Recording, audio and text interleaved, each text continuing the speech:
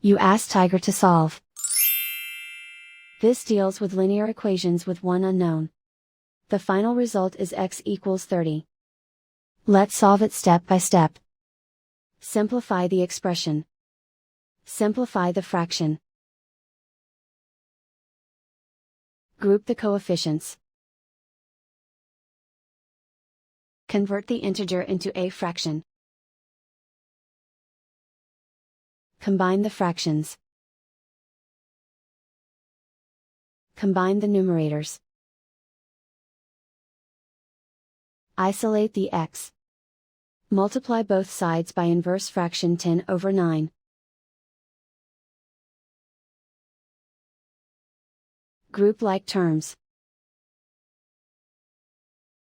Multiply the coefficients. Simplify the fraction. Multiply the fractions. Simplify the arithmetic.